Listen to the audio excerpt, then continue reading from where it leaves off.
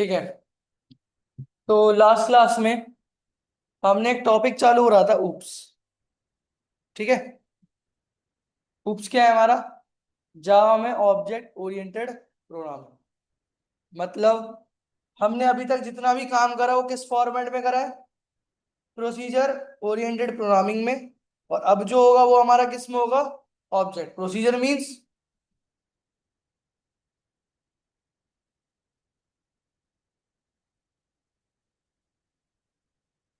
जैसे अभी तक हम क्या कर रहे थे? अगर दो नंबर का सम करना है, एक वैल्यू ली, बी वैल्यू ली, सम करा, डिस्प्ले कर दिया। ठीक है। ए वैल्यू, बी वैल्यू, सम, और आपका डिस्प्ले। इसका मतलब क्या हुआ? इसमें हमारा क्या हो गया? ये एक लाइन बाय लाइन चल रहा है, मतलब प्रोसीजर बाय प्रोसीजर, जिसे हम क्या कहते हैं? Procedure oriented programming. ठीक है। बट अब जो होगा वो हम करेंगे object oriented means object class अलग बनाओगे एज ए टेम्पलेट, और उस टेम्पलेट को ऑब्जेक्ट के थ्रू वैल्यू दोगे, और वो वैल्यू आपकी ऊपर से नीचे कहीं भी यूज हो जाएगी। तो ये एक नॉन सीक्वेंशियल वे है, बट ये एक प्रोसेस वे में चलता है। जैसे जैसे आप जिस क्लास का ऑब्जेक्ट बनाओगे उस क्लास को वो चीज कॉल कर देगा। अब क्लास क्या होती है? Class is a template of object. मतलब अगर मैं कोई कंपनी की बात करूं, तो कंपनी में जो चीजें रिक्वायरमेंट है कि भाई अगर एम्प्लॉय क्लास है मेरे पास, तो एम्प्लॉय का मुझे नाम रिक्वायरमेंट है, आईडी रिक्वायरमेंट है, एज रिक्वायरमेंट है। ठीक है। और रोल नंबर तो नहीं, लाइक हमारा उसका डेजिग्नेशन रिक्वायरमेंट है। ये चार पांच चीजें क्या है? उसके टेम्पलेट्स हैं, मिनिमम टेक्स्ट रिक्वायरमेंट्स हैं, जो हर एम्प्लॉय को चाहिए। अगर वो रिक्वायरमेंट बार बार मुझे हर एम्प्लॉय के लिए चाहिए, जैसे देखो, जैसे एक पेज हुआ। ठीक है। यहाँ का ड्यूकेट का रजिस्ट्रेशन पेज में क्या हुआ? Name, age, course. ठीक है। लोकेशन क्या है आपकी? ठीक है। प्राइस, और जो भी चीज है। ठीक है। ये हमारे पास क्या है? ये एक रजिस्ट्रेशन पेज है। अब अगर ये हर एक स्टूडेंट को चाहिए, तो क्या मुझे बार बार इस चीज को हर एक स्टूडेंट को डिफाइन करना पड़ेगा? मतलब मैंने अगर आपको क्या बोला, मैंने आपको खाली पेज दे दिया कि भाई ये लो, ये खाली पेज, हाँ, ये खाली पेज लो और ये फॉर्म भर दो। वो कह रहे किस चीज का फॉर्म भर दो? ये डिटेल्स लेकर। क्या? ठीक है भाई, भर दिया। दूसरा दूसरा स्टूडेंट आया, उसको भी खाली पेज दिया, उसको भी मैंने क्या बोल दिया? ये डिटेल्स भर दो। तो पहले वो ये चीजें लिखेगा, फिर नेम का वैल्यू डालेगा, एज अपनी डालेगा, कोर्स डालेगा, लोकेशन डालेगा, प्राइस डालेगा। मतलब जितनी बार न्यू न्यू यूजर आ रहा है, मुझे ये चीज को डिफाइन करना पड़ा, जो कि बहुत ही ज्यादा टाइम कंज्यूमिंग है। तो मैंने क्या करा, ये मुझे पता है अगर हर बार, हर जब जब नया नया मेरा यूजर आ रहा है, मुझे हर बार ये चीज रिक्वायर्ड है। अगर मुझे हर बार ये चीज रिक्वायर्ड है, तो मैं क्या करूंगा? इस रिक्वायरमेंट्स को एज अ टेम्पलेट बना दूंगा। टेम्पलेट का मतलब क्या होता है? बनी बनाई चीज, जो डायरेक्टली अगर मैं बोलता हूँ कि इसका टेम्पलेट बना रखा है, रेज्यूमे टेम्पलेट बना रखा है, प्रोजेक्ट टेम्पलेट बना रखा है, मतलब वो पहले से ही उसमें मेन मेन की वैल्यूज की है, आपको अपनी वैल्यू भरनी होती है। तो ये क्या हो गया? फॉर एग्जाम्पल इसे हम कह सकते हैं की। क्या है? की है। जब ये हमारी की वैल्यू है,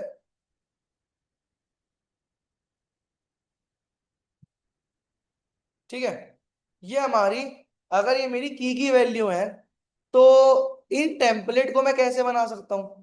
इन टेम्पलेट को एज अ क्लास के रूप में बना सकता हूं।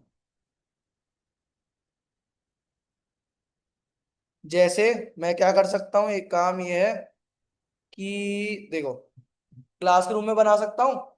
चलो, मैंने क्या करा, ये एक क्लास बनाई जिसके अंदर क्या है? ये टेम्पलेट है। मतलब नया नया यूजर आएगा, इस टेम्पलेट के बेस पे आपको वैल्यू दे देगा। मतलब नया नया यूजर आएगा, नया नया यूजर को हम क्या बोल सकते हैं? New new user. क्या है हमारा? ऑब्जेक्ट। और क्लास क्या है हमारी? टेम्पलेट, कि जिसमें आपको बार बार वो टेम्पलेट, वो रिक्वायरमेंट तो चाहिए जिससे वो क्लास बन रही है। मतलब अगर मैं बोलूँ क्लास, अगर ये मेरी एम्प्लॉय है, तो इस एम्प्लॉय क्लास को बनने के लिए क्या क्या चाहिए हर बार? अगर किसी को उस कंपनी का एम्प्लॉय बनने के लिए ये चीजें भरनी है। अगर यहाँ पे ड्यूकैट को स्टूडेंट, ड्यू कोई फॉर्म भरने आता है नॉर्मल स्टूडेंट को, ड्यूकैट का स्टूडेंट बनने के लिए ये रिक्वायरमेंट डालनी पड़ेगी। ये की के हिसाब से वैल्यू डालनी पड़ेगी। वैल्यू डालेगा किसके थ्रू? ऑब्जेक्ट के थ्रू। कहाँ डालेगा?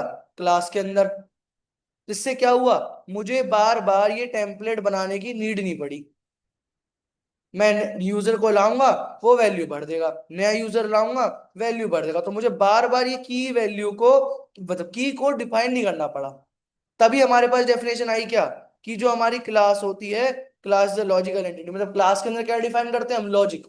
कि ये बंदे का डिटेल है, ये यहाँ स्टोर कर दो, प्राइस, ये सब क्या? लॉजिक। ऑब्जेक्ट क्या है? रियल वर्ल्ड, जो हम प्रोवाइड करते हैं। अगर मैंने बोला नेम, नेम लॉजिक है, बट मैं किसी का नाम डाल रहा हूँ और अभिलाषा डाल रहा हूँ, तो अभिलाषा क्या है? वो नेम जा रहा है, तो अभिलाषा क्या है? रियल वर्ल्ड ऑब्जेक्ट है। बट वो कहाँ जा रहा है? क्लास के पास। तो वो एक लॉजिक है कि हाँ, नेम के अंदर डेटा भर रहा है। Class consist of attributes and behaviour which given by the object. मतलब ये जो चीज है, क्या कहते हैं ना हम, इन चीजों को हम एट्रीब्यूट्स कहते हैं। इन चीजों क्या कहते हैं? एट्रीब्यूट्स। बिकॉज इन्हीं एट्रीब्यूट्स, कैरेक्टरिस्टिक्स, इन सबको मिलके ही हमारी क्लास बनती है। ये चीज नहीं होंगी, अगर मैं बोलूं ये क्लास है, अगर इस क्लास में चेयर नहीं होगी, टेबल नहीं होगा, एसी नहीं होगा, फैन नहीं होगा, तो स्टूडेंट आएंगे नहीं। तो ये हमारी क्लास नहीं है। तो क्लास कब बनेगी? जब एसी टेबल चेयर मिलेगा। ये सब चीजें क्या है? मेरे एट्रीब्यूट्स। ठीक है।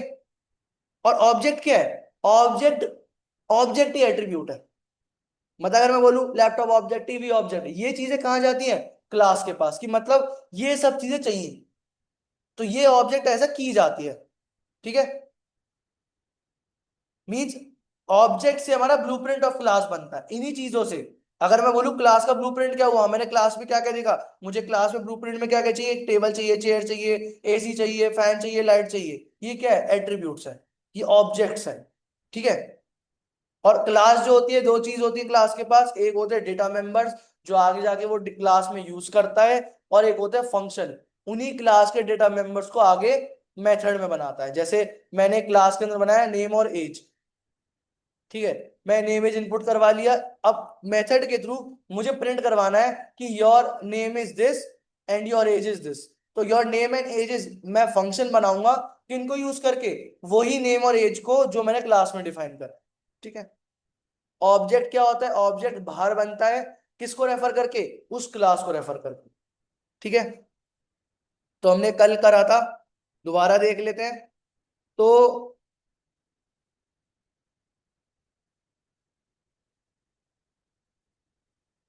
OP2।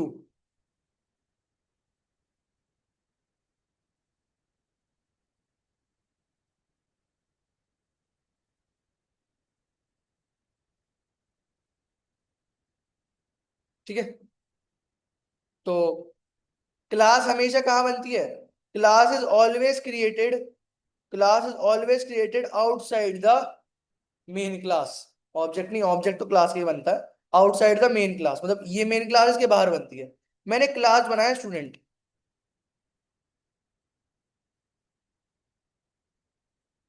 ये स्टूडेंट ऑलरेडी है, तो स्टूडेंट वन ले लेते हैं, या स्टड ले लेते हैं, स्टड। ठीक है। एक क्लास है स्टड, जिसके अंदर दो वैल्यू है। क्या? एक है स्ट्रिंग नेम, एक है इंट एज। तो ये क्या है हमारे? ये हमारे हुए डेटा मेंबर्स। डेटा जो उस पूरी क्लास में ऑपरेट होंगे, उस पूरी क्लास में काम करेंगे। अब मेरे को, मैंने टेम्पलेट बना दिया क्या, कि एक स्टूडेंट है। स्टूडेंट कैसे पता चलेगा कि वो स्टूडेंट है? एक तो उसकी एज होगा, उसका नेम होगा।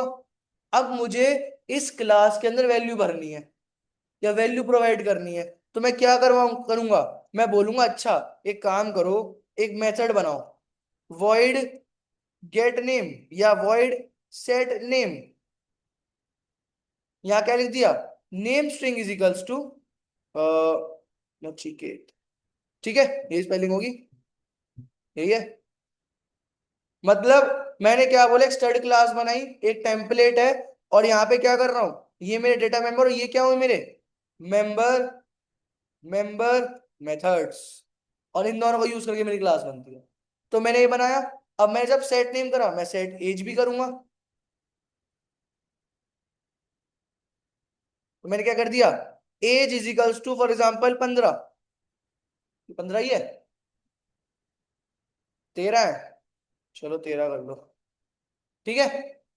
अच्छा, अब मेरा डेटा भर चुका है, मतलब ड्यूकेड में स्टूडेंट आया, उसने ड्यूकेड वालों ने फॉर्म दे दिया, उस फॉर्म में नेम और एज था, और मैंने वो नेम और एज नचिकेता तो एज भर दिया।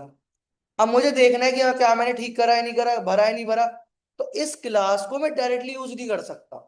सिस्टम आउट ऑफ प्रिंटलन अगर मैं स्टड लिखता हूं, तो अगर मैं स्टड लिखता हूं, तो मेरे पास क्या आ जाएगा, स्टड डॉट क्लास। तो मेरे पास उस क्लास का ऑब्जेक्ट आ जाएगा।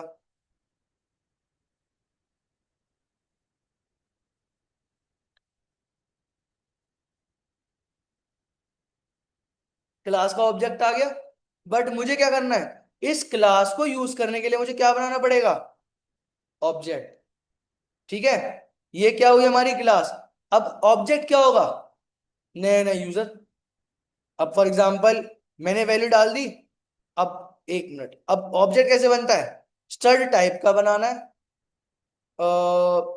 ओबीजे, कुछ भी नाम रख दो, S is equals to new stud.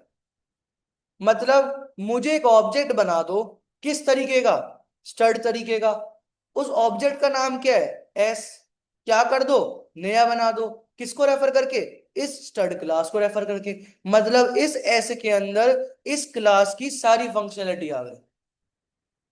मतलब ये जितना भी स्टड क्लास के अंदर था, अब कौन ऑपरेट कर सकता है, ये वाला यूजर। मतलब ये वाला यूजर इस फॉर्म के सारे ऑपरेशन कर सकता है, सारे चीजें यूज कर सकता है, ठीक है। अब कैसे यूज करेंगे, मैंने करा system out dot println s dot name. मुझे क्या कर दो, एस, एस के पास कोई नेम है, नहीं है, बट एस के पास क्या है, एक स्टूडेंट क्लास का रेफरेंस। उस क्लास में नेम स्ट्रिंग है, कहां पे, ये रहा। तो उसने क्या बोला, S dot name, S dot name, क्योंकि अगर S stud stud S S क्या कर रहा है, स्टड को यूज कर रहा है, तो उस पर्टिकुलर टाइम पे वो कहाँ जाएगा, स्टड के पास जाएगा, और ये क्या है, नेम स्ट्रिंग। सेम हमने यहाँ पे क्या लिख दिया, system out of println s dot age, run करा, तो मेरे पास क्या आ जाएगा, नल और जीरो। क्यों आया, एक मिनट, क्योंकि डायरेक्टली जो डेटा मेंबर, जो डेटा मेंबर आपने उस क्लास में डिफाइन करे हैं, आप उनको डायरेक्टली यूज नहीं कर सकते। तो आपको क्या करना पड़ेगा, जब आपने सेटर बनाया है, तो आपको गेटर भी बनाना पड़ेगा, टू गेट द वैल्यू। आपने सेट करी, अब आप जो सेट वाली वैल्यू गेट करोगे कैसे, स्ट्रिंग गेट नेम, और यहां पे क्या लिख दिया, रिटर्न नेम स्ट्रिंग। सेम मैंने क्या करा, इंट गेट एज, क्या लिख दिया, रिटर्न एज। अब अगर मैं कॉल करता हूं क्या, सिस एस डॉट गेट नेम, और यहां पे क्या लिखा, एस डॉट गेट एज, तो आंसर क्या आ जाएगा, जीरो और नल। क्यों आया, एक मिनट, क्योंकि मैंने इस नेम को यहां डिफाइन नहीं करा एज अ आर्ग्यूमेंट।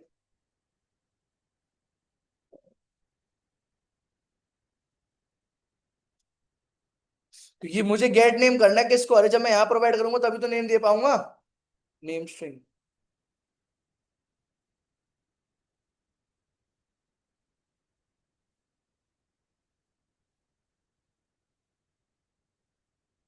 एक मिनट,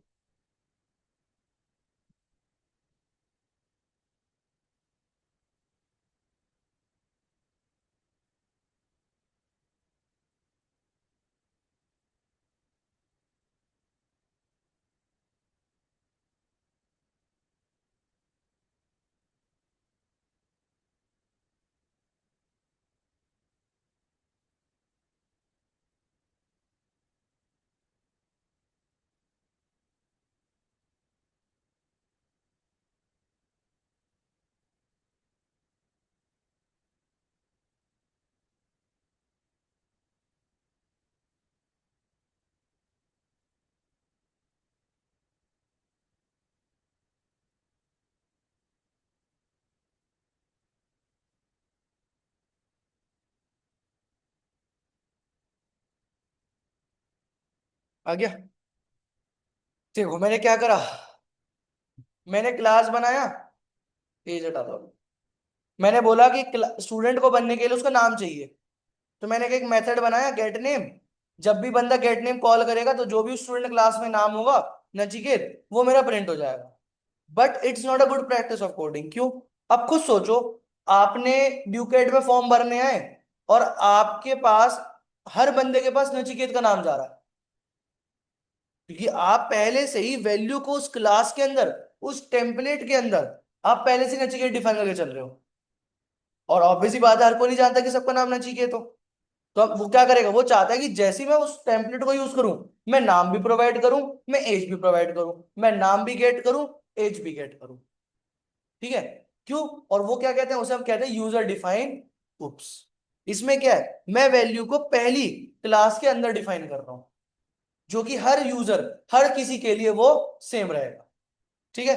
तो उसके लिए हमें क्या करना होता है, उसके लिए बनाने पड़ते हैं हमें क्या, getters and setters. What are getters and setters?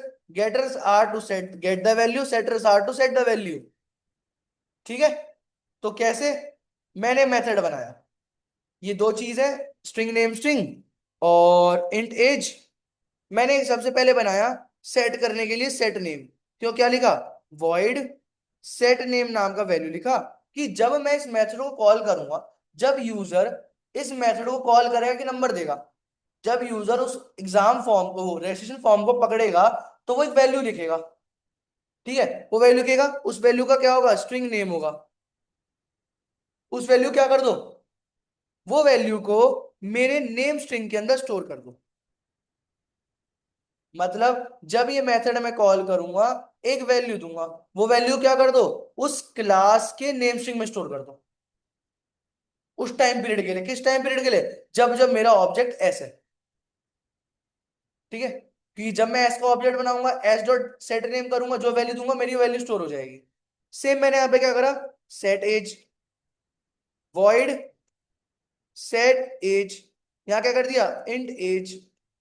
यहां क्या लिख दिया, age is equals to,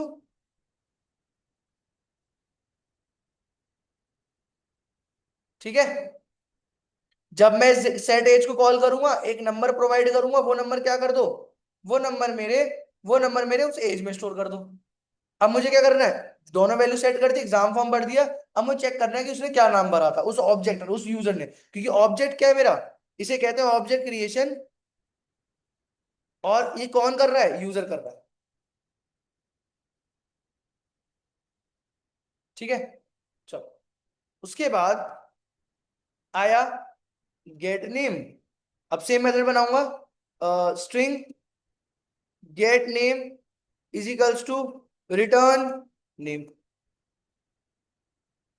means जब ये गेट नेम कॉल होगा, मुझे रिटर्न कर दो, क्या रिटर्न कर दो, name dot string. Name dot string के अंदर क्या होगा, जब मैं सेट करूंगा, फॉर एग्जांपल यहां मैंने पास करा Nachiket,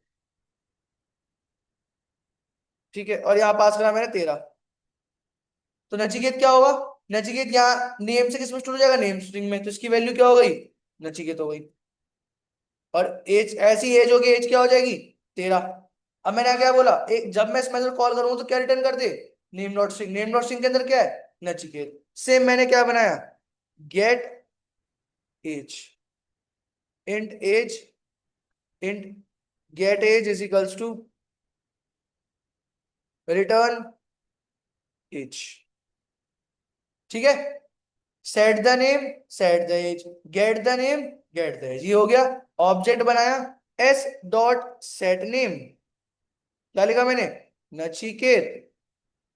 s dot set age, क्या लिख दिया मैंने, 90, ओ 13। ठीक है?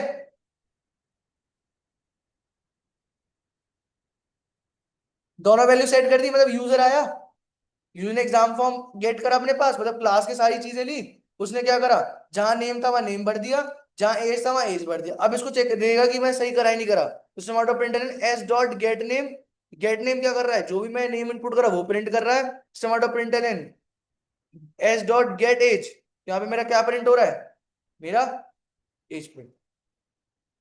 तो ये क्या बन गया आपका, यूजर डिफाइन ऑब्जेक्ट मीन्स नया नया यूजर आएगा, सेट नेम सेट एज करेगा, वैल्यू लेके चला जाएगा। ठीक है, नया नया यूजर आएगा, सेट नेम करके अपना चला जाए। अब फॉर एग्जांपल यूजर, दूसरा यूजर आया, ये फॉर एग्जांपल यूजर S1 था। ठीक है, दूसरा यूजर आया, सेम ऑब्जेक्ट बनेगा, बस ऑब्जेक्ट का नाम चेंज हो जाएगा, क्या, S2। सेम ये ऑपरेशन करेगा, बस अपने नाम चेंज कर देगा। मैंने यहाँ पे क्या कर दिया, फॉर एग्जाम्पल मैक। ठीक है, और एज हो गई फॉर एग्जाम्पल 22। ठीक है, तो ये क्या हो गया, नया यूजर आया, नए यूजर ने नाम डाला, एज डाला, और यहाँ पे प्रिंट। अब यहाँ पे क्या प्रिंट करना है, S2 dot name, S2 dot name, S2 dot name, S2 dot name. तो अगर मैं प्रिंट करूंगा पहले को नचिकेत 13 और महक 22। अब कुछ सोचो, मेरा ये क्या बन चुका है, एक टेम्पलेट बन चुका है कि यूजर आएगा, यूजर आकर इसमें दो वैल्यू डालेगा और दो वैल्यू गेट कर लेगा। मुझे बार बार क्या कहते हैं उस टेम्पलेट में चेंज करने की जरूरत नहीं पड़ेगी। अब मैं अगर मैं बोलूं ये जो हमने बनाया है, ये भी हम कंप्यूटर जनरेटेड बना सकते हैं। ये क्या कहते हैं, गेटर एंड सेटर। ये हम तुरंत बनवा सकते हैं, कैसे, आप राइट क्लिक करो, जनरेट सोर्स पर आओ, जनरेट पर आओ, इस पे क्लिक करो, सेलेक्ट ऑल, जनरेट, तो क्या आ जाएगा, देखो गेटर सेटर जनरेट हो, set name get name, set age get age. ठीक है,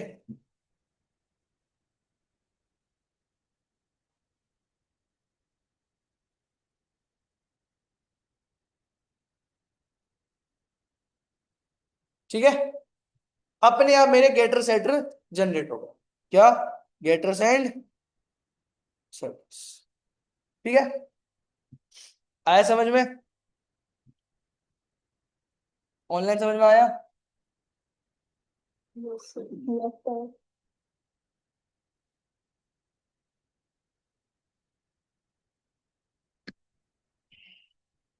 चलो ठीक है, अब अब कहानी आती है क्या, आगे टॉपिक्स पर। फिर हमारे पास होता है क्या, हमारे पास होता है कंस्ट्रक्टर।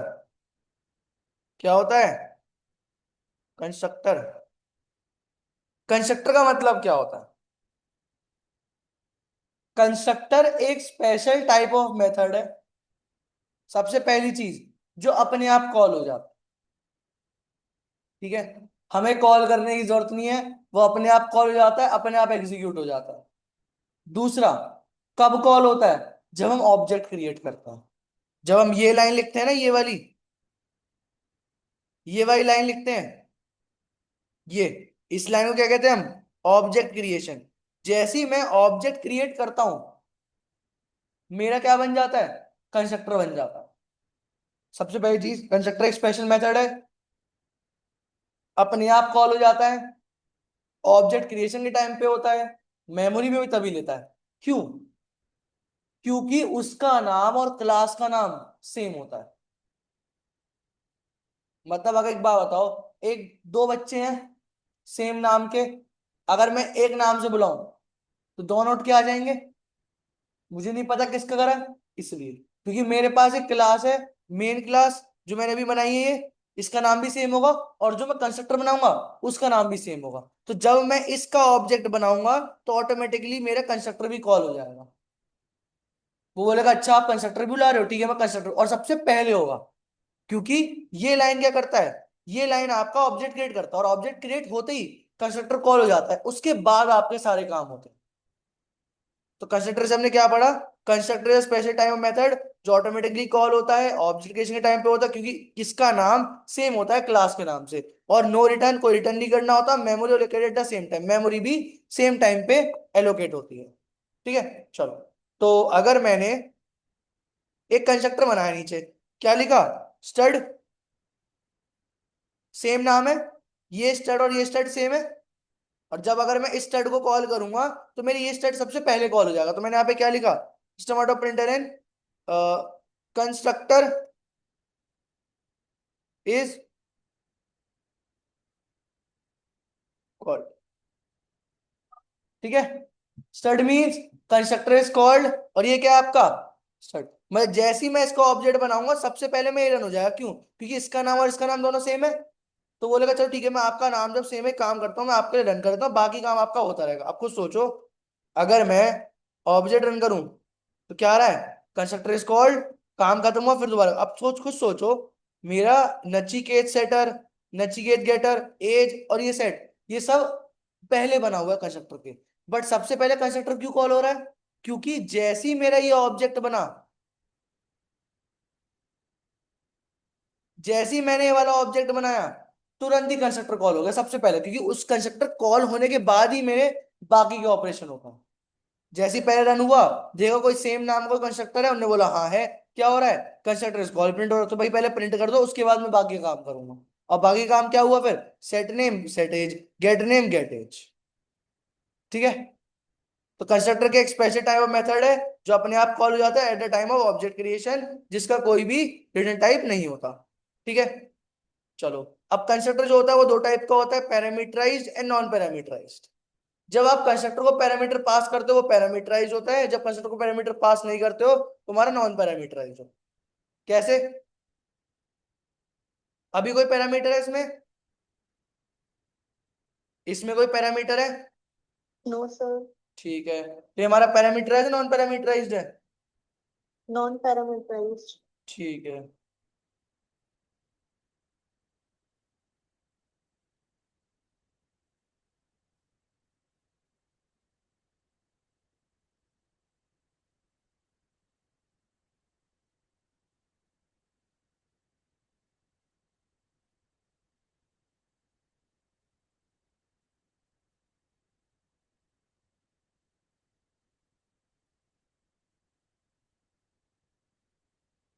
ठीक है, अब अगर मैं पैरामीटर्स बनाना चाहूं, स्टूडेंट स्टड,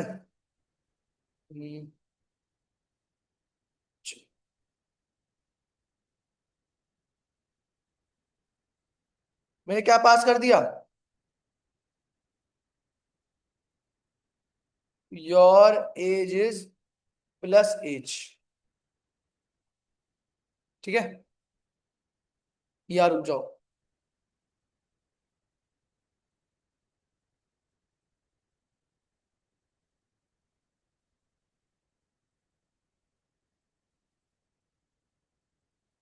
मतलब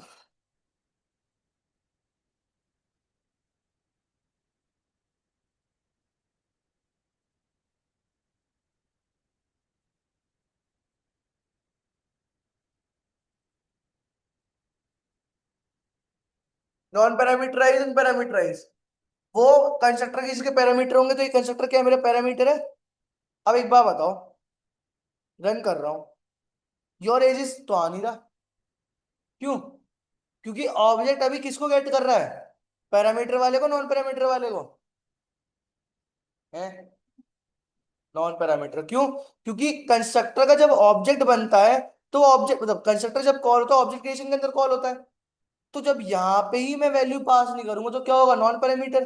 अगर यहाँ पास कर दूं, फॉर एग्जांपल मैंने नचिकेत पास कर दिया, अब कौन सा कंस्ट्रक्टर कॉल होगा? पैरामीटर वाला। अब मैं रन करूंगा तो क्या आ जाएगा सबसे पहले? वेलकम जीरो, एक मिनट, जीरो क्यों आया? अच्छा एज, यहाँ नेम कर रहा हूं, यहाँ पे एज कर रहा हूं, क्या प्रिंट हो गया? वेलकम नचिकेत, अपने आप। जबकि मैंने यहाँ पे कहीं भी इस स्टड को कॉल नहीं करा, इस स्टड को कहीं भी कॉल नहीं करा, बट मैंने जब ऑब्जेक्ट बनाया तो एक वैल्यू दी, और जैसी मैंने वैल्यू दी तो वो किसको डायरेक्ट ट्रिगर कर लिया? उसने बोला कोई मेरा स्टड नाम का ऑब्जेक्ट कंस्ट्रक्टर है जिसमें वैल्यू देनी पड़ेगी, उन्होंने बोला "हाँ है", उन्हें बोला ये रहा, तो इसमें ये वाला काम करो। और अगर मेरे वैल्यू नहीं होती, अगर वैल्यू नहीं देता, तो मेरा कौन सा वाला काम होता? नॉन पैरामीटर वाला कंस्ट्रक्टर इज। तो ये डिफरेंस आता है हमारा पैरामीटराइज और नॉन पैरामीटराइज कंस्ट्रक्टर। ठीक है, समझ में आया ऑनलाइन? Yes sir. ठीक है, चलो, अब इसको कंस्ट्रक्टर को आगे देखेंगे थोड़ा और चलो। अब अब एक कॉन्सेप्ट आता है क्या? प्राइवेट। ठीक है, अगर मेरी कोई चीज प्राइवेट हुई, ओपी, ओपी 3, जैसे मैंने क्या करा, क्लास बनाई अकाउंट, बैंक अकाउंट। तो उस बैंक अकाउंट में मेरे पास क्या है, स्ट्रिंग यूजर नेम, और यहां पे क्या लिख दिया मैंने, प्राइवेट स्ट्रिंग पास। ठीक है।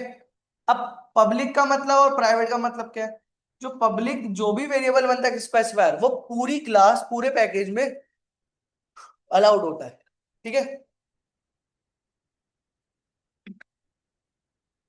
पूरी क्लास पूरे पैकेज में अलाउड होता है। ठीक है, बट जो प्राइवेट होता है वो उसी क्लास में ही अलाउड है। अगर मैंने इनके गेटर सेटर्स बना दिए, या मैं अभी काम करता हूं, पहले उसका बनाता हूं। देखो इसमें लाल आ गया, इसका मतलब बन नहीं पाएगा, मैंने यूजर नेम का भी गेटर सेटर बना दिया। ठीक है, get the value set the value, फिर मैंने क्या करा, सोर्स जनरेट, और यहाँ पे क्या लिख दिया।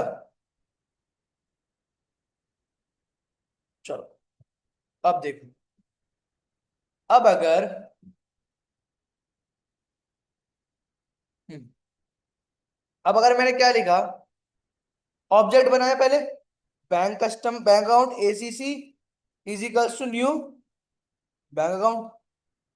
मैंने यहाँ पे क्या लिखा, एसीसी डॉट सेट पासवर्ड, क्या लिख दिया मैंने, 1234, एसीसी डॉट गेट पासवर्ड।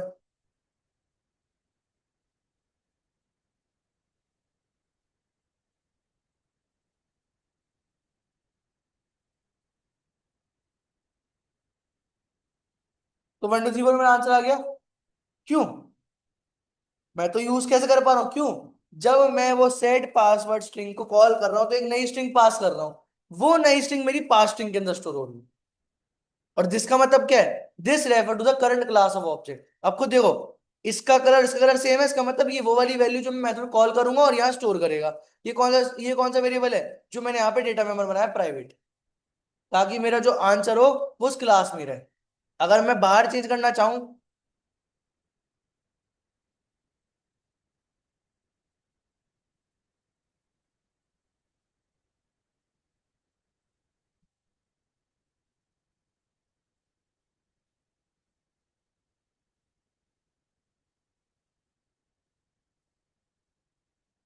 देखो गेट ही नहीं हो रहा, क्योंकि वो अनएक्सेसिबल है। मैं करूँ एसीसी डॉट यूजर नेम, हो रहा है, हो रहा है एक्सेसिबल, ये नहीं हो रहा, क्यों, क्योंकि क्या बना है, क्या लिखाएगा, it's is not a visible, क्योंकि वो क्या बना रखा है मैंने प्राइवेट, अगर मैं प्राइवेट हटा दूं हो गया विजिबल, और लगा दूंगा गायब हो गया।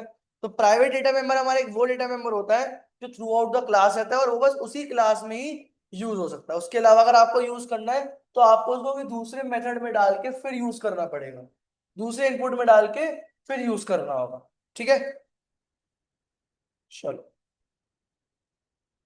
तो अटेंडेंस लेते हैं।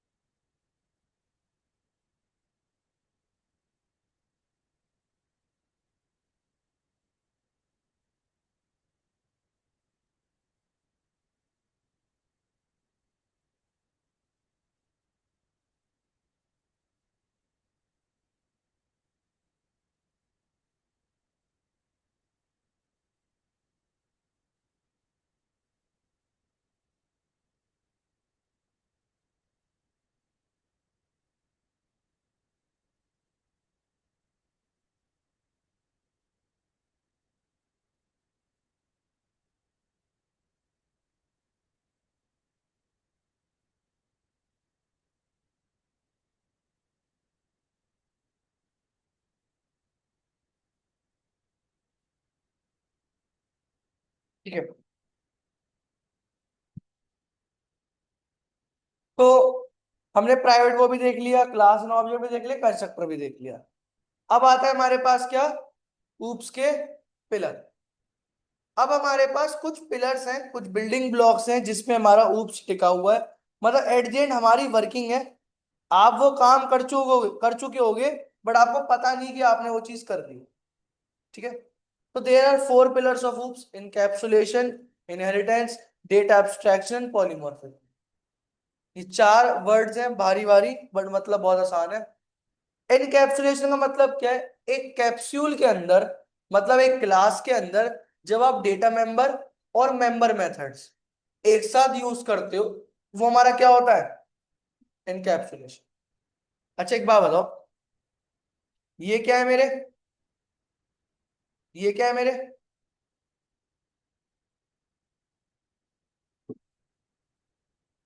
Attributes, हाँ, एट्रीब्यूटेड डेटा मेंबर। और ये क्या है मेरे बाकी? method name, एक minute, hello.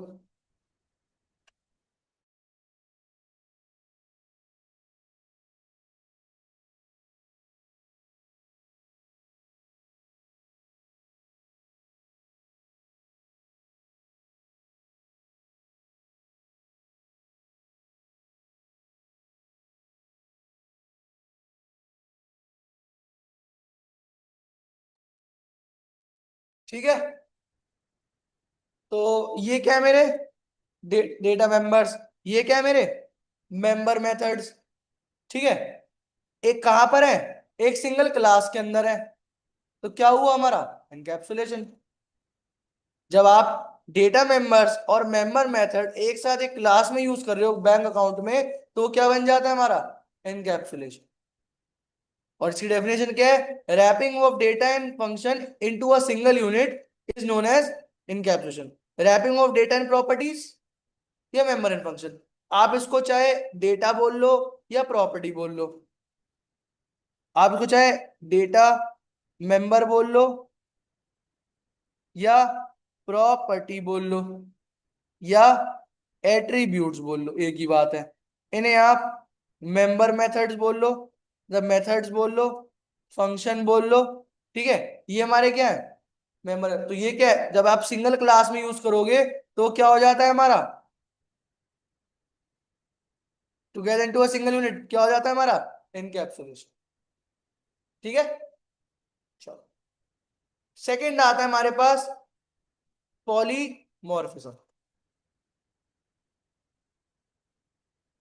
Polymorphism means when a method in a class has work more than one form।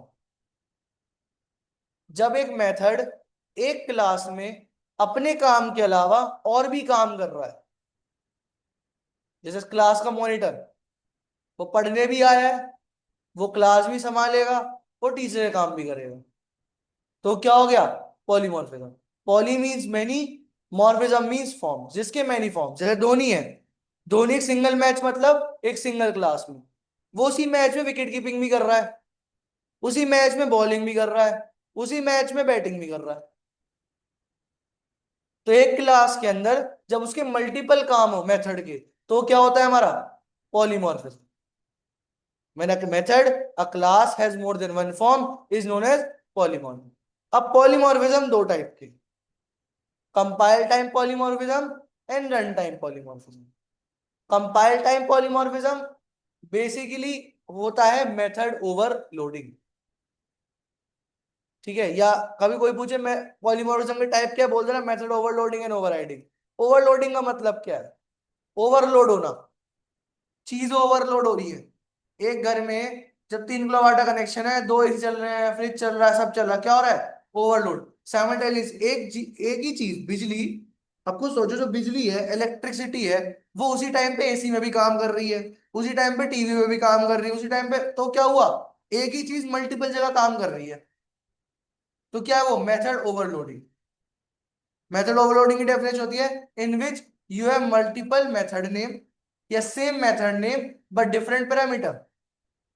जब आपके पास सेम मेथड नेम होंगे बट डिफरेंट पैरामीटर होंगे, तो वो क्या होता है हमारा? Method overloading. कैसे?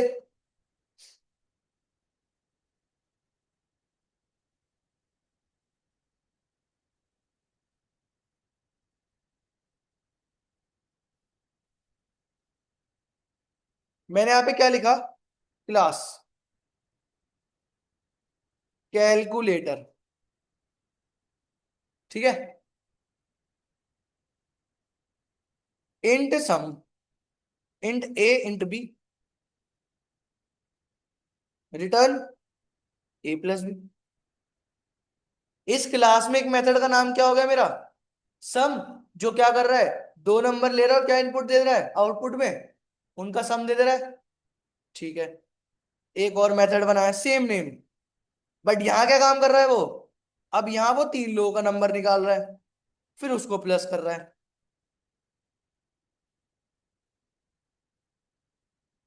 फिर फ्लोट सम कर रहा है, फ्लोट ए कॉमा फ्लोट बी, क्या कर रहा है? रिटर्न ए plus B.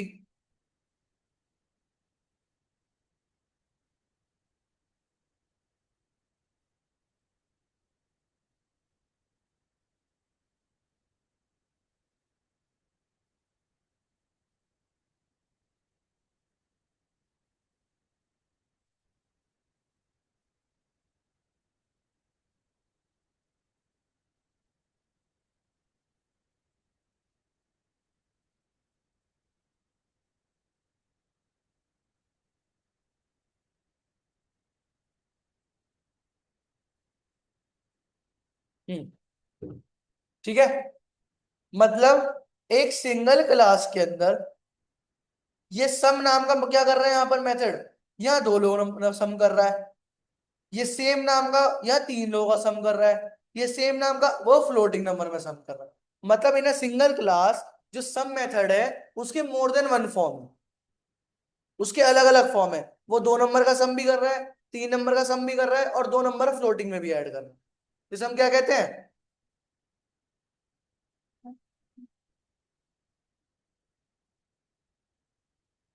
Overloading method, overloading. एक सिंगल क्लास के अंदर आप जब मल्टीपल फॉर्म फॉर्म कर रहे हो, मल्टीपल फंक्शनैलिटी प्रोवाइड करवा रहे हो, तो वो क्या हो जाता है हमारा? Method overloading. अब कैसे काम कर सकते हैं? मैंने क्या करा, इसको ऑब्जेक्ट बनाया। कैसे बनाएंगे ऑब्जेक्ट? बताओ। क्या लिखेंगे पहले?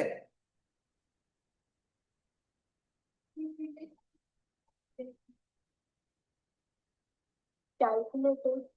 कैलकुलेटर। फिर एक ऑब्जेक्ट का नाम अपनी तरफ से। फिर एक नया बनाना है, किसको देखकर? कैलकुलेटर को देखकर। बस बन गया ऑब्जेक्ट। अब क्या करना है? System out of println calculator dot sum, यहाँ पे 10 और 20। System out of println cal dot sum 10 20 30।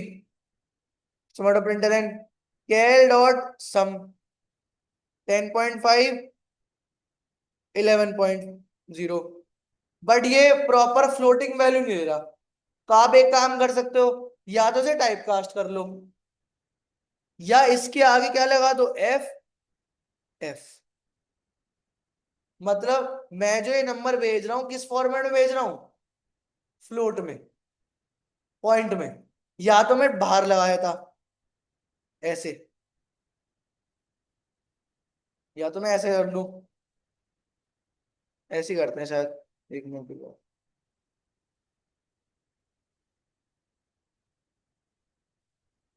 छोड़ो, एफ ही ठीक है। ये क्या होता है? Type cast. क्योंकि उसके पास सेम दो नंबर ले रहा है वो, बट वो इंटीजर में, तो वो कंफ्यूज हो रहा है कि वो इंटीजर वाला है फ्लोट वाला है। तो आपने समझा दी कि भाई ये जो दो नंबर है इंटीजर वाले हैं, ये जो तीन नंबर है इंटीजर वाले हैं, ये जो दो नंबर है फ्लोटिंग वाले हैं। अब मैं रन करूंगा तो मेरे पास तीनों में आंसर आ जाए।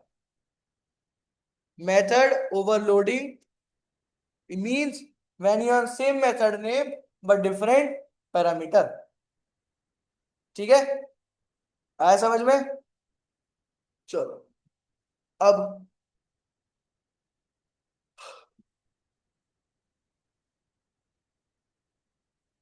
दूसरा आता है हमारे पास मेथड ओवरराइडिंग। उसको करने से पहले मेरे को क्या करना पड़ेगा, इनहेरिटेंस समझाना पड़ेगा, क्योंकि मेथड ओवरलोडिंग तभी समझ में आएगी जब आप इनहेरिटेंस समझोगे। चलो अब इनहेरिटेंस में समझते हैं आसान भाषा में। ये एक पेरेंट है, ठीक है। इस पेरेंट क्लास के पास कितने मेथड है, 100 मेथड्स हैं। 100 मेथड्स मतलब ये एक पेरेंट क्लास के अंदर 100 ऐसे मेथड्स हैं, ठीक है। अब इसका एक चाइल्ड है,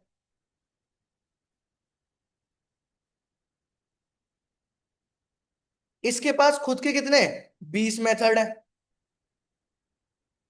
बट ये चाहता है कि इसको किसके मेथड मिल जाए, और पेरेंट के भी मिल जाए, मतलब उसके पास अपनी पेरेंट की प्रॉपर्टी भी आ जाए। अभी तो नॉर्मल क्लास है ये अलग क्लास है इंडिपेंडेंट, ये अलग डिपेंडेंट क्लास है, ठीक है। तो वो चाहता है कि यार रुक जाओ,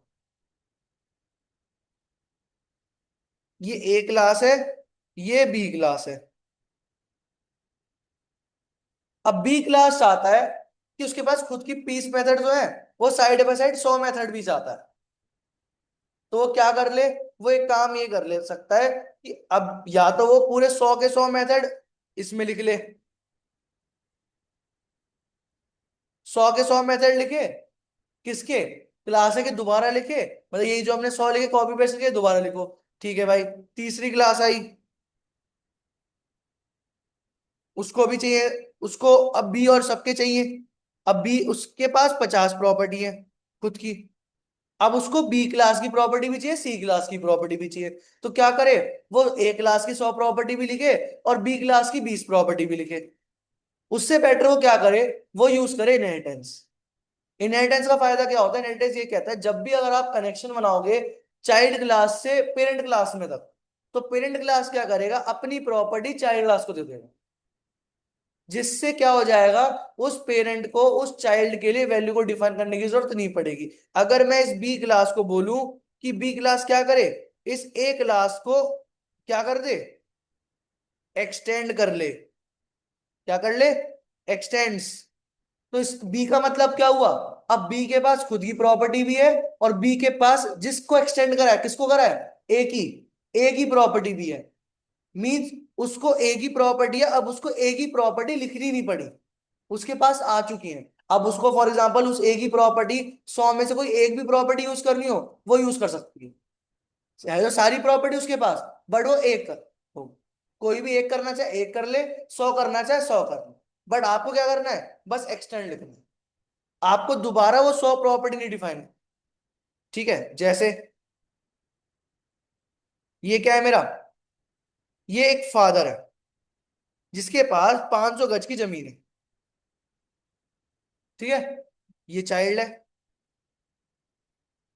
अब ऑब्वियस ही बात है, चाइल्ड है, चाइल्ड के पास खुद की प्रॉपर्टी भी है 200 गज।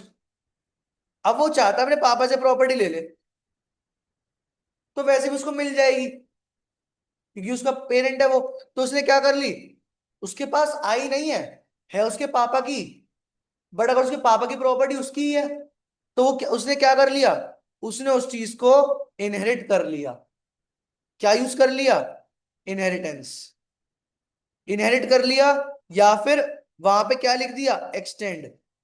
जब अलग अलग ये फादर की क्लास अलग बनेगी, चाइल्ड की क्लास अलग बनेगी, जिससे फायदा क्या होगा, फादर को फादर की प्रॉपर्टी चाइल्ड के अंदर आ जाएगी। जिससे एक और फायदा क्या होगा, वो फादर की प्रॉपर्टी जब आ जाएगी तो फादर की प्रॉपर्टी को रीडिफाइन करने की जरूरत नहीं पड़ेगी, वो सारी वही वही प्रॉपर्टी उठ के आ जाएगी चाइल्ड के पास। तो चाइल्ड के पास खुद की फंक्शनैलिटी भी होंगी, खुद की भी कुछ स्पेशलिटी होगी, हाँ भाई लड़का कुछ है, और उसके पास अपने पापा की 500 गज भी आ गई और खुद उसके पास 200 गज भी है। इसे कहते हैं इनहेरिटेंस, ठीक है। तो जैसे मैंने क्लास करा, यहाँ पे क्या लिखा, OP5, यहाँ पे क्या लिखा, मैंने मेन मेथड, मैं दो क्लास बनाई, एक बनाई क्लास पेरेंट, ये रुक जाओ, क्लास एनिमल, देखो एनिमल है, वो ईट भी कर सकता है, खा सकता है एनिमल, क्या लिख दिया, ईटिंग। वो एनिमल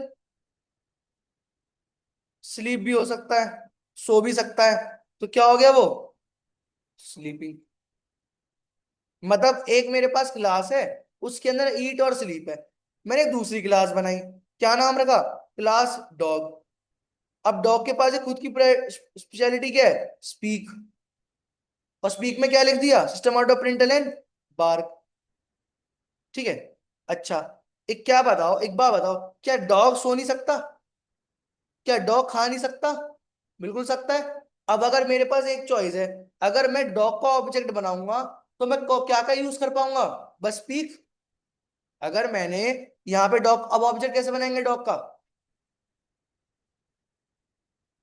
क्या लिखेंगे, Go. Dog, d is equals to new dog.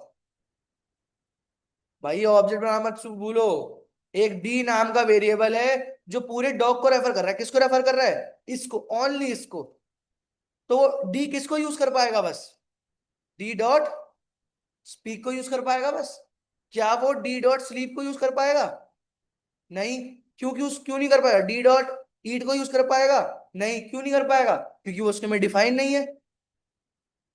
अब उसके पास एक चॉइस है, या तो वो सारी की प्रॉपर्टी, फॉर एग्जांपल अभी दो है मेरे पास, 200 होती, या तो मैं क्या करता, वो 200 प्रॉपर्टी अगर मुझे यूज करनी हो तो मैं 200 प्रॉपर्टी पूरी डिफाइन करूंगी करके, या मैं क्या करूं, मुझे पता है वो मेरी दूसरी वाली क्लास के अंदर है, तो मैं काम करता हूं, अपनी करंट क्लास को उस क्लास से एक्सटेंड कर लेता हूं, क्या लिख दूंगा, अभी ऊपर देखना, अभी एरर है, अब मैं लिखा एक्सटेंड्स, किसको, एनिमल को, हट गया एरर। मतलब इसका मतलब क्या हुआ, अब डॉग के पास खुद की प्रॉपर्टी भी है, अब डॉग के पास एनिमल की प्रॉपर्टी भी है।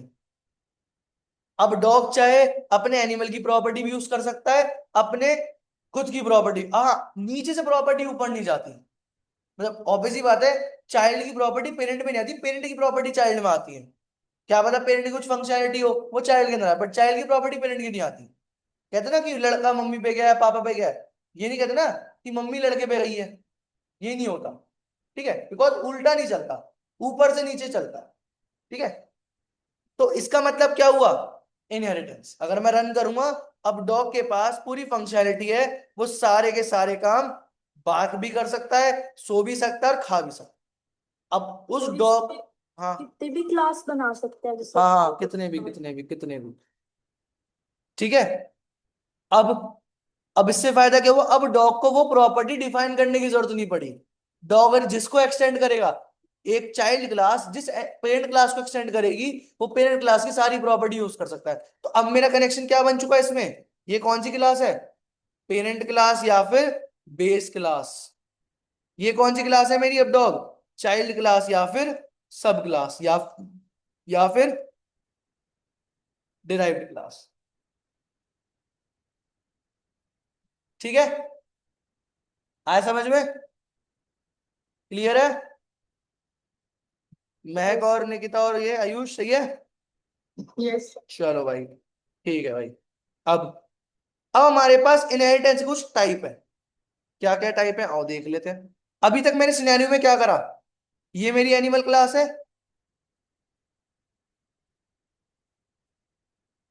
ये क्या है मेरी animal class,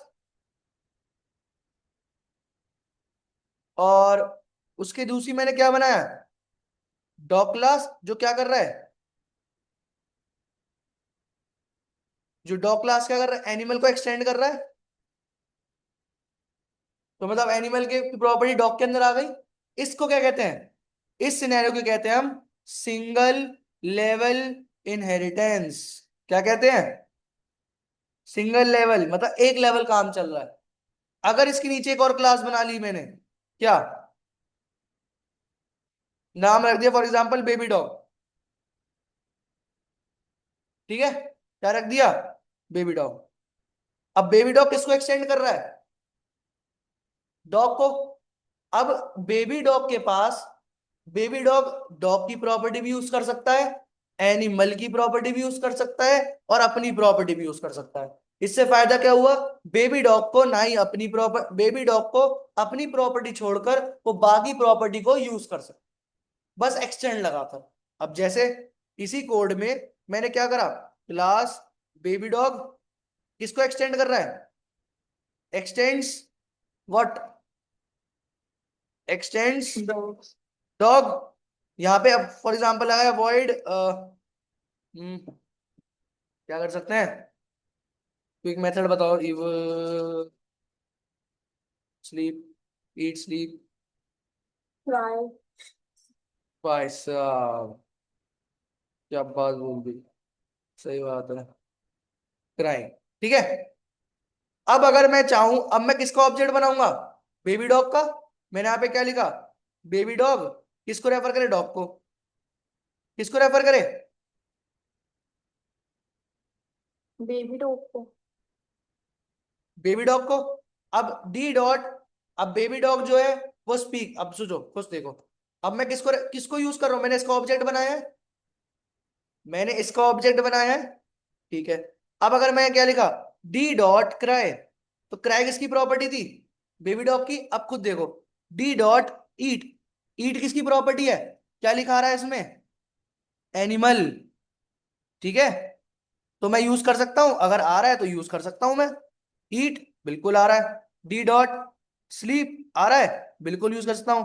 D dot speak बिल्कुल यूज कर सकता हूं। तो ये क्या है मेरा? ये मेरा मल्टी लेवल इनहेरिटेंस बन चुका है, जिसमें अब अगर एक बात बताओ, अगर मैं यहां बेबी डॉग को डॉग की जगह अगर एनिमल लिखता, तो क्या मैं डॉग की प्रॉपर्टी यूज कर सकता हूं? No sir. नहीं कर सकते। क्यों? क्योंकि मैं रेफर किसको कर रहा हूं? एनिमल को। मतलब अभी मैं, अभी मैं क्या कर रहा हूं? बेबी डॉग को रेफर कर रहा हूं।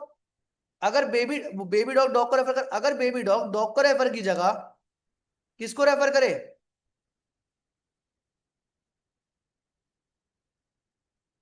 एनिमल को। तो ये क्या बन गया हमारा? ये बन गया हमारा हेरारिकल इनहेरिटेंस। ठीक है। क्या बन गया? Hierarchical inheritance. हमने अभी तक पढ़ा कि ये होता है सिंगल लेवल,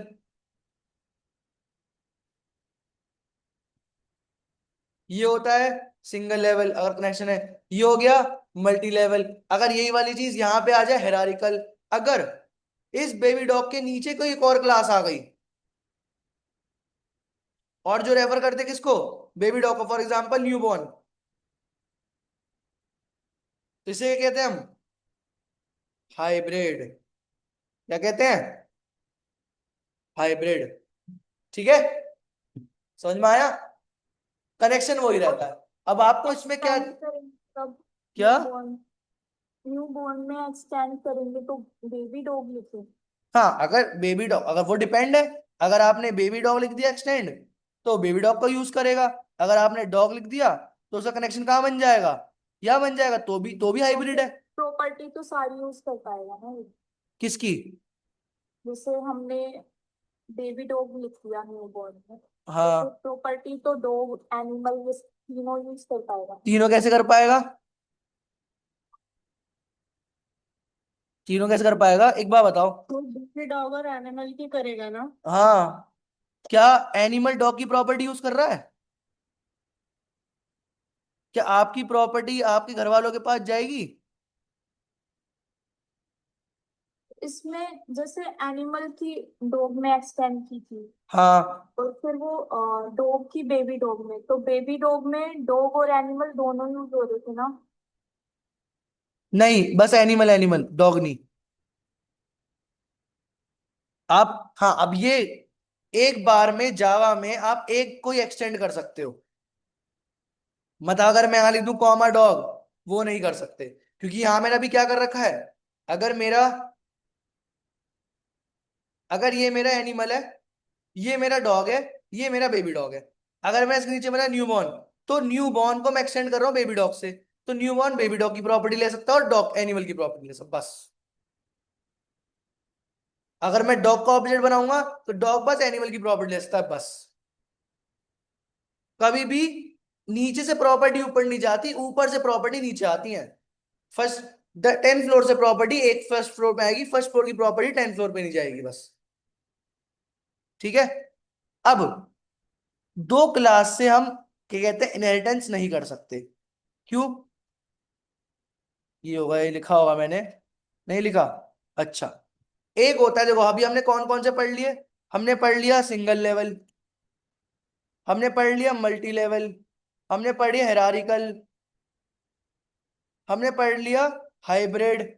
एक होता है multiple. Multiple inheritance is not allowed in Java language. In Java और लैंग्वेज में कर सकते हो, C++ में कर सकते हो, और जावास्क्रिप्ट इन सब में कर सकते हो, पाइथन में कर सकते हो। In is not allowed in Java language. क्यों? वाई? अगर कोई पूछे कि भाई ये बताओ कि मल्टीपल इनहेरिटेंस हम क्यों नहीं यूज कर सकते। मल्टीपल इनहेरिटेंस का मतलब क्या हो गया कि दो क्लास से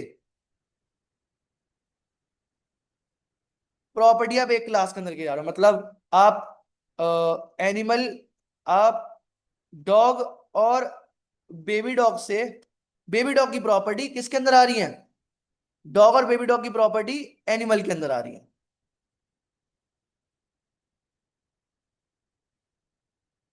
तो इसे क्या कहते हैं हम, hybrid, multiple, sorry hybrid, multiple inheritance. ये आप यूज नहीं कर सकते। क्यों? क्योंकि Java do not allowed to extend more than one class, बस। जो आप यहाँ पे क्लास एक्सटेंड कर रहे हो ना, जावा बस एक टाइम पे एक ही क्लास अलाउड करता है। ठीक है, आया समझ में? But we can perform action, this we can use, but we can use, और we can use multiple inheritance कैसे? With the help of abstract classes and interfaces, बस। इसको हम करेंगे नेक्स्ट क्लास में। जो जो कि ये पूरा टॉपिक किसके अंदर आता है, ये आता है हमारा, जो हमारा लास्ट पिलर रह गया। हमने एनकैप्सुलेशन पढ़ लिया, हमने पॉलीमॉर्फिज्म मेथड ओवर राइडिंग के वो करते हैं, और हमने इनहेरिटेंस कर लिया। एक रह गया डेटा एब्स्ट्रैक्शन।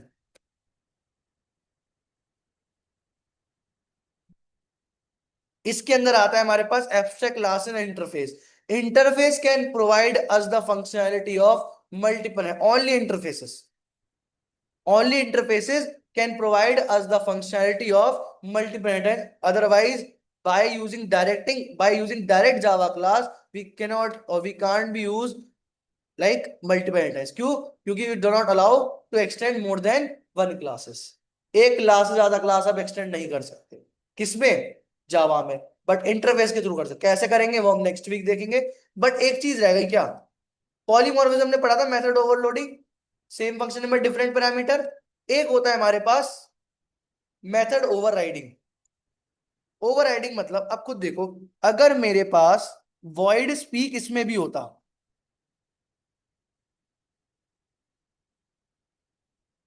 ठीक है, अब मैं बेबी डॉग हटा देता हूं और इसमें कमेंट कर देता हूं, और मैंने क्या बनाया, डॉग का ऑब्जेक्ट। अब अगर मैं डी डॉट स्पीक करता हूं तो क्या आंसर आएगा, स्पीकिंग। क्योंकि डी डॉग में कोई मैंने मेथड डिफाइन नहीं कर रखा।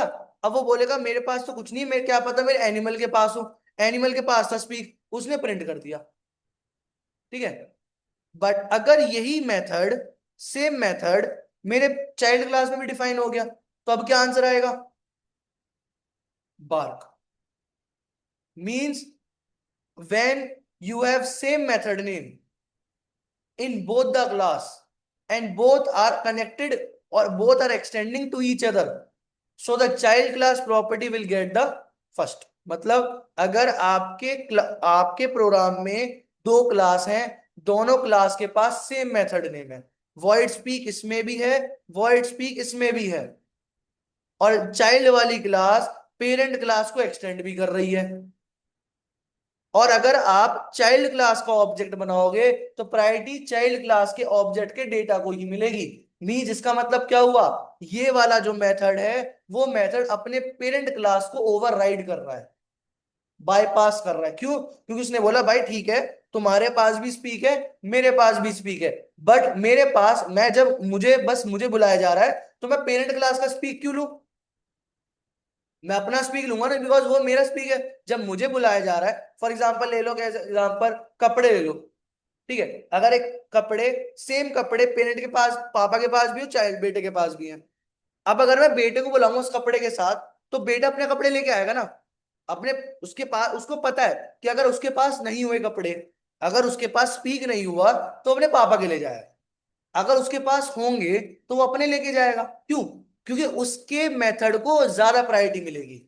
एट द एंड उसे ये पता है कि वो सेम मेथड नेम वो पेरेंट में भी है, उसे पता है कि उसके पास जो कपड़ा है वो सेम कपड़ा उसके पापा के पास भी है, बट जब उसको बुलाया जाएगा उस कपड़े के साथ, तो वो अपना कपड़ा लेके जाएगा। वो उसकी प्रायोरिटी ज्यादा होगी, वो अपने पेरेंट के कपड़े को या अपने पेरेंट के मेथड को ओवरराइड करेगा। इसे कहते हैं हम method overriding. when you have same method name in two class and when you are extending to each other, so that the child class property will get the first priority।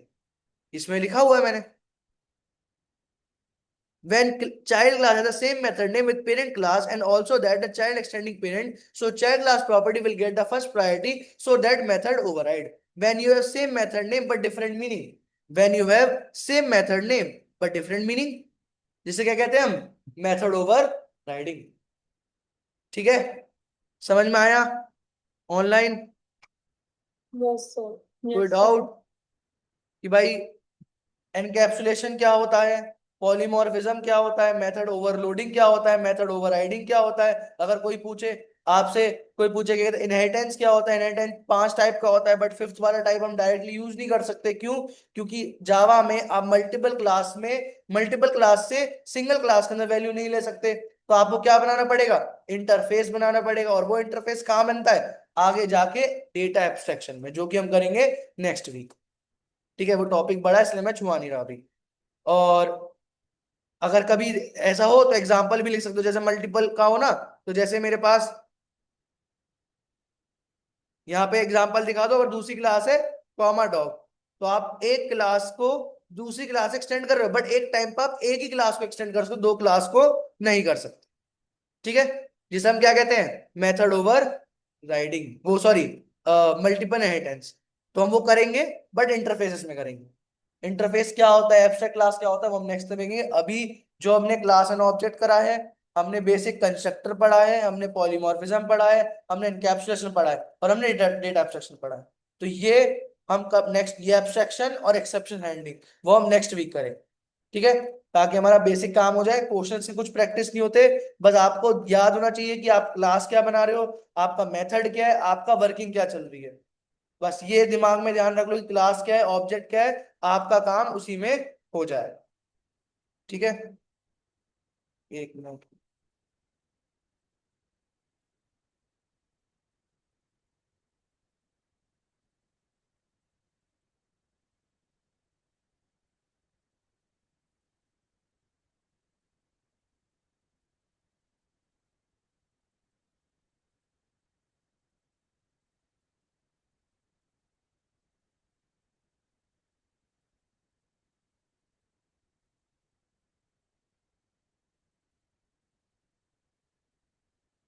ठीक है, समझ में आया ऑनलाइन? Yes sir.